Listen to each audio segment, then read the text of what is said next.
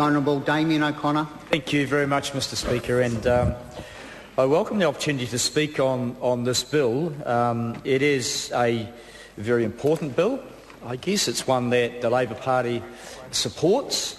Who wouldn't support a government initiative aimed at reducing the harm from drugs? I mean, we do a lot in Parliament, but trying to minimise harm from road crashes, from occupational safety and health issues at the workplace, all sorts of things. The Parliament here, generally in unison, is doing its best to reduce harm in these areas. And this is a government initiative that is slightly misguided, I think. It is, of course, it will reclassify ephedrine and pseudoephedrine and make people go to the doctor for a prescription to get what have been very effective drugs to deal with colds and flus, and they seem to be on the rise these days. And even with, dare I suggest, flu jabs, people will inevitably get a new strain of flu, and so on and on it goes. So there have been these drugs developed, and they are effective, and of course they have been used, or abused I should say, to use methamphetamine and particular P. And it is a New Zealand problem because we've had smart chemists who've managed to develop these drugs for, you could hardly say recreational use, for destructive use, quite frankly. And it has been a curse and a scourge on our community. And I do recall when P kind of first emerged, I was flatting with good mates, Dover Samuels and John Tamahiri, and they were both distraught because as the story started to emerge, it has been a real scourge on our Maori community throughout the country, and I don't think anyone would object to any initiative, effective initiative anyway, to try and reduce the harm. Of course, we do have, and it's quite topical at the moment, of course, another drug which causes huge harm to society. It's called alcohol, Mr Speaker. And it doesn't seem as though the National Party is quite as determined to reduce harm from alcohol as it is from P. Now, P is far more acute, but thankfully not used as frequently or by as many people across the country, and we want to reduce that. And I think there have been some good initiatives. I mean, I think the incoming national government made a song and dance about what they were going to do, and I commend them for attempting this, but this is a bill which as I say, goes part way to dealing with the problem. And if you just deal with the precursors as purchased from New Zealand pharmacies or supermarkets or whatever, then you might make some progress. In Australia, in fact, they've been trying to deal with this issue for some time. The precursors have been used for different drugs, but they have in fact developed with the police a system through the pharmacies, and it was being developed in New Zealand. And I'm not sure where we're at the moment, but it was a cross-government initiative whereby pharmacies would monitor the sale of ephedrine and pseudoephedrine products because people would come in and buy in bulk, and sometimes there'd be a pattern, an odd pattern that might emerge of either an individual.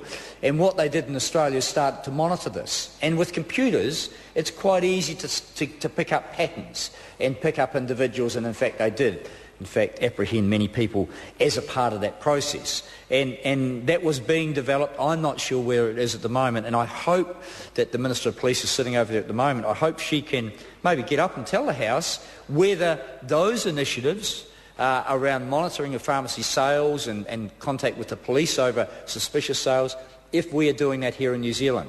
Because just this bill and the reclassification and making people go to the doctors to get a prescription is not in itself going to stop the problem, because we know that there's a huge amount of precursors being smuggled into the country, of course, from other countries. Can't say just China, but I know there have been some big seizures there, Mr Speaker. So the point I'm trying to make, in that, of course, Labor will support this. We want to reduce the harm from P and methamphetamine in the country. But let's get some consistency from the national government. And that's the thing that I think astounds us time and time again, this inconsistency. There's a view that impose a tougher penalty, restrict, what can be done, and that'll solve the problem. Well, the other harsh reality of P and methamphetamine is that people are addicted very, very quickly. So what happens if someone experiments, gets access to P or methamphetamine, and they become addicted? Well, there's only two options for them. 3 options. They can die very quickly from an overdose, or they get into harm themselves. They continue to use and become a criminal because they need money, or they can seek treatment, acknowledge they have a problem. And if that occurs, where do they go, Mr. Speaker? And it's hard to imagine that there are going to be more places to go when the government, this national government, has allowed the closure of some of these treatment places throughout the country. I'm sure that my colleague, Mr. Ian Lees-Galloway, will probably point to the fact that the St Mark's Adult Drug and Alcohol Treatment Centre, I think. That's correct? Yeah, I think that was closed. That was in Blenheim. Care New Zealand Clinic in Otahuhu. I could go on. Perhaps the member doesn't know. In Dunedin, the Ashburton Clinic, in his own patch of Dunedin. Has that closed? Has that closed? Restricted funding. Oh, I see. Oh, really? Well, there you go. Well, reprioritisation, low value spend, because spending money on drug addicts is not high priority. And I guess community might assess that. The problem is that if you don't spend that money on rehabilitation, those people continue to be either serious offenders and go on to commit often serious crimes. And my knowledge in this area is, as Minister of Corrections, many of them ended up being clients of the state. We ended up paying $70,000, $80,000, $90,000 a year to house them in prison because they had to feed their methamphetamine habit, Mr. Speaker.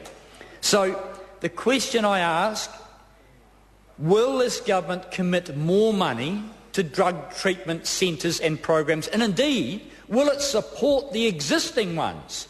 Because it stood by and allowed, through the cuts in DHB funding, to a number of these very valuable organisations, it's allowed them to cut back the services that we desperately need. Because drug use has continued to climb. It's a sad reflection on our society, Mr. Speaker. And I'm not saying that it necessarily will, but unless this government gets a little braver and does something about alcohol, we'll continue to need alcohol treatment centres.